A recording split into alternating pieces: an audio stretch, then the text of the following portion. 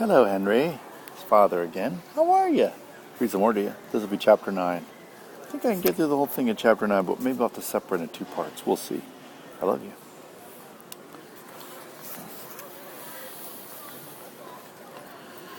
Betrayal. That's the first thing I feel.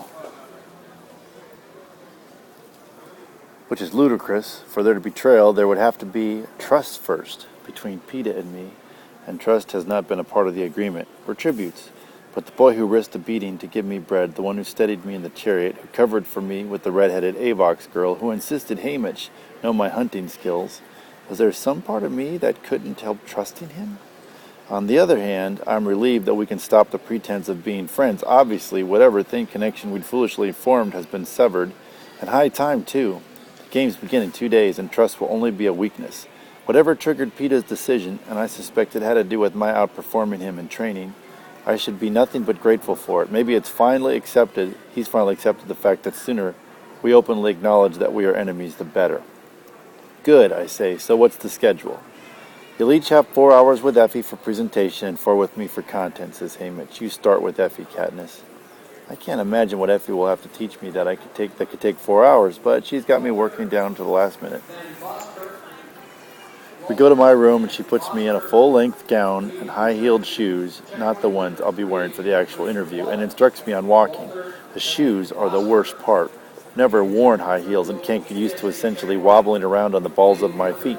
But Effie runs around in them full-time, and I'm determined that if she can do it, so can I. The dress poses another problem. It keeps tangling around my shoes, so, of course, I hitch it up, and then Effie swoops down on me like a hawk, smacking my hands and yelling, "Not above the ankle!" Kind of sounds a little bit like, "Pivot! Pivot!" When I finally conquer walking, they're still sitting, posture. Apparently I have a tendency to duck my head, eye contact, hand gestures, and smiling. Smiling is mostly about smiling more. Effie makes me say 100 banal phrases starting with a smile while smiling or ending with a smile. By lunch, the muscles in my cheeks are twitching from overuse. Well, that's the best I can do, Effie says with a sigh. Just remember, Katniss, you want the audience to like you. And you don't think they will, I ask? Not if you glare at them the entire time. Why don't you save that for the arena? Instead, thinking of yourself among friends. They're betting on how long I'll live, I burst out. They're not my friends. Well, try and pretend, snaps Effie. Then she composes herself and beams at me. See, like this. I'm smiling at you, even though you're aggravating me. Yes, it feels very convincing, I say. I'm going to eat. I kick off my heels and stomp down to the dining room, hiking my skirt up to my thighs. Peeta and Henreich seem in pretty good moods, so I'm thinking the content session should be an improvement over the morning. Couldn't be more wrong. After lunch, Henreich takes me into a sitting room, directs me to the couch, and then just frowns at me for a while. What? I finally ask. Trying to figure out what to do with you, he says. How we're going to present you. Are you going to be charming, aloof, fierce? So far, you're shining like a star. You volunteered to save your sister. Senna made you look unforgettable. You've got a top training score. People are intrigued, but no one knows who you are. The impression you make tomorrow will decide exactly what I can get you in terms of sponsors, says Henreich. Having watched the tribute interviews all my life, I know there's truth to what he's saying. If you appeal to the crowd either by being humorous, brutal, or eccentric, you gain favor. What's Peeta's approach? Or am I not allowed to ask, I say. Likeable? He has a sort of self-deprecating humor naturally, says Henreich, whereas when you open your mouth, you come across as sullen and hostile. I do not, I say. Please, I don't know where you pulled that cheery, wavy girl in the chariot from, but I haven't seen her before or since, says Henreich. So when they say that Peeta is self-deprecating, that means he can make jokes about himself and make other people laugh. He puts people at ease sometimes when people do that. Where Katniss is all about being kind of angry all the time, isn't she? And you've given me so many reasons to be cheery, I counter. But you don't have to please me. I'm not going to sponsor you. So pretend I'm the audience, says Henreich. Delight me. Fine, I snarl. Henreich takes the role of the interviewer, and I try to answer his questions in a winning fashion, but I can't. I'm too angry with Henreich for what he said, and that I even have to answer the questions. All I can think is how unjust the whole thing is. So, what is she getting practice in this for? What is she going to be doing soon? 5 seconds. Can you get it right? She's getting ready to go on camera for interviews. All I can think is how unjust the whole thing is, the Hunger Games.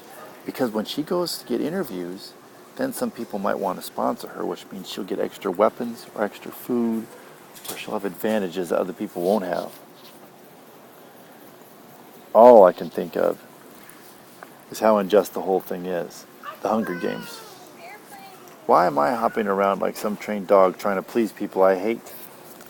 The longer the interview goes on, the more my fury seems to rise to the surface until I'm literally spitting out answers at him. All right, enough, he says. We've got to find another angle. Not only are you hostile, I don't know anything about you. I've asked you 50 questions and still have no sense of your life, your family, what you care about. They want to know about you, Katniss. But I don't want them to. They're already taking my future. They can't have the things that mattered to me in the past. I say. Then lie. Make something up, says Haymitch. I'm not good at lying, I say. Well, you better learn fast. You've got about as much charm as a dead slug, says Haymitch. Ouch, that hurts. Even Haymitch must know he's been too harsh because his voice softens. Here's an idea. Try acting humble. Humble, I echo. That you can't believe a little girl from District 12 has done this well. The whole thing's been more than you ever could have dreamed of. Talk about Cinna's clothes, how nice the people are, how the city amazes you. If you won't talk about yourself, at least compliment the audience. Just keep turning it right back around, all right? Gush. The next hours are agonizing. At once it's clear I cannot gush. We try me playing cocky, but I just don't have the arrogance. Apparently I'm too vulnerable for ferocity. I'm not witty, funny, sexy, or mysterious. By the end of the session, I am no one at all. Haymitch started drinking somewhere around witty, and a nasty edge has crept into his voice. I give up, sweetheart. Just answer the questions and try not to let the audience see how openly you despise them.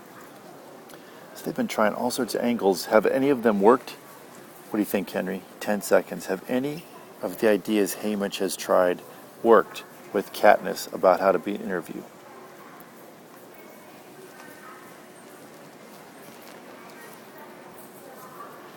Well, I don't think they have. Look at this sentence. I give up, sweetheart. Just answer the questions and try not to let the audience know see how openly you despise them.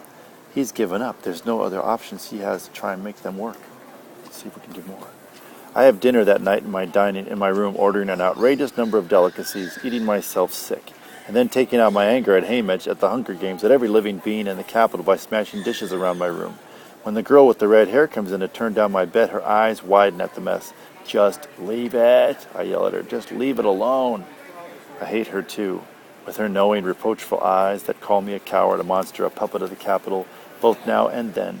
For her, justice must finally be happening. At least my death will help pay for the life of the boy in the woods. But instead of fleeing the room, the girl closes the door behind her and goes to the bathroom. She comes back with a damp cloth and wipes my face gently, then cleans the blood from a broken plate off my hands. Why is she doing this? Why am I letting her? I should have tried to save you, I whisper. She shakes her head. Does this mean we were right to stand by? That she's forgiven me? No, it was wrong, I say. She taps her lips with her fingers, then points to my chest. I think she means that I would have just ended up in Avox too. Probably would have, and Avox are dead. Remember that little redheaded girl, the girl that can't speak because her tongue got cut out? They saw her, Gale and Katniss saw her in the woods when she was trying to escape. I spend the next hour helping the redheaded girl clean the room. When all the garbage has been dropped down, a disposal and the food cleaned away, she turns down my bed. I crawl in between the sheets like a 5-year-old and let her tuck me in. Then she goes. I want her to stay until I fall asleep, to be there when I wake up. I want the protection of this girl, even though she never had mine. In the morning, it's not the girl but my prep team who are hanging over me. My lessons with Effie and Haymitch are over. This day belongs to Cinna. He's my last hope. Maybe he can make me look so wonderful, no one will care what comes out of my mouth. The team works on me until late afternoon, turning my skin to glowing satin, stenciling patterns on my arms. Let's see how many pages we have left.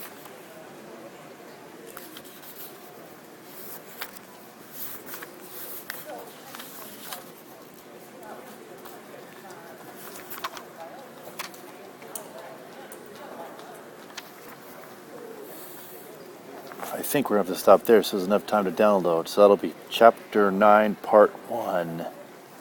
Dun, dun, dun.